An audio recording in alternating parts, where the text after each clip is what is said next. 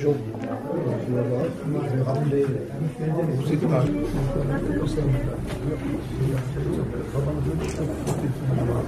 Bon, peut-être nous pouvons commencer d'abord.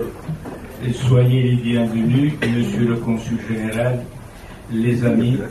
Ce soir, donc, il y aura la présentation du livre Voyage en Iran de notre ami de Nedim Gürsel.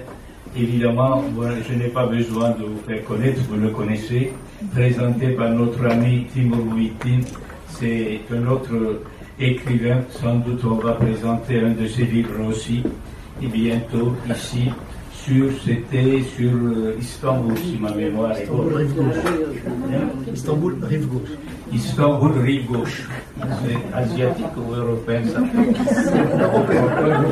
Rive gauche, Bon, là, je ne vais pas prolonger mon intervention. Je vais laisser aux intervenants. Et là, d'abord, je vais donner la parole à notre ami Timur Muhittin qui va présenter le livre de M. Nedim Gürsel. Merci de votre attention. On n'est pas beaucoup senti. En tout cas, moi je ne suis pas venu ici. Je ne suis pas venu au centre catholique qui a quand même continué ses activités. Et voilà, je suis très content d'être là avec Nedim. Barbure me faisait remarquer que j'étais toujours avec Nedim, mais c'est vrai que depuis des années, je suis toujours avec Nedim, et je crois que je vais y être encore plus parce que je suis devenu son éditeur officiel chez Actes Sud, donc on va essayer de tenir le coup comme ça quelques temps. Alors, vous savez, vous connaissez Nedim Gürsel, le romancier, le nouvelliste, peut-être que vous connaissez moins l'écrivain de littérature de voyage, de récits de voyage. Et c'est un genre qui a pris beaucoup d'importance. Puis aussi au Seuil, il y avait des recueils sur les écrivains et les villes. Enfin bon, c'est un genre qu'il affectionne, où il peut présenter une fois encore dans ce texte sur l'Iran, mais probablement avec un autre enjeu voyage, mais tout le monde n'écrit pas, c'est pas le récit de son voyage. Les écrivains turcs depuis quelques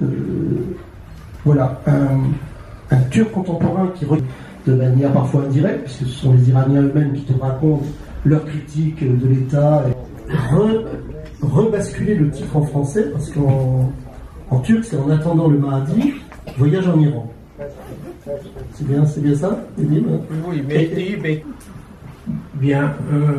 Je voudrais tout d'abord remercier à la personne de mon ami Dr Anger, Centre culturel Anatolie, de m'avoir donné l'occasion de vous rencontrer ce soir, et comme disait tout à l'heure, ce genre de rencontres est encore rare, mais ça va, j'espère, se faire de plus en plus souvent, car on dit toujours à la télévision que la culture de la littérature. Je remercie aussi mon ex-traducteur et mon nouvel éditeur, Timur Muhittin, d'avoir accepté ce dialogue. Alors, car je souhaite que ce soit un dialogue à la fois avec Timur et avec vous aussi, beaucoup plus tard. Peut-être avez-vous des questions à me poser ou des critiques à faire. Car pour un écrivain, ce genre de rencontre est important, me semble-t-il.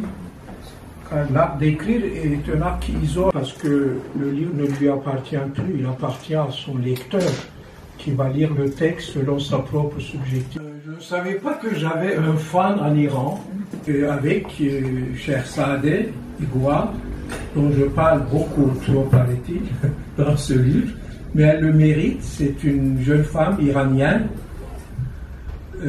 qui a grandi en Turquie et qui est écrivain, qui a le mérite d'écrire ses romans en turc, mais elle est aussi une guide professionnelle, donc nous étions, toi, à parcourir le pays d'un bout à l'autre. Eu envie de retourner en Iran une deuxième fois, car j'avais parcouru le pays, comme je viens de le dire, d'un bout à l'autre, de l'Isfahan à Téhéran, de Meshed à Shiraz, mais je voulais voir Yezd. Le Buzati, le désert des Tartares, ces soldats qui attendent des Tartares qui ne viennent jamais, comme un peu le 12e. Donc, j'ai été agréablement surpris par ce pays que j'avais complètement négligé. Pendant très longtemps, j'ai collaboré avec la revue Atlas, quand le groupe Douane existait encore, parce que maintenant, il est devenu, je le regrette, la voix officielle du gouvernement. Mais à l'époque, ce n'était pas le cas.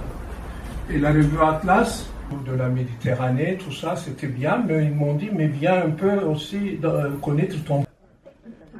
Il m'est même arrivé de critiquer, comme tu le sais bien, dans mon roman La Première Femme, Pierre Loti, son regard sur l'Empire ottoman, parce que Loti, dont il est question aussi dans mon livre,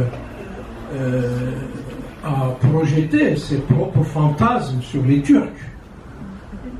Et moi, je me considère encore un peu comme un Turc.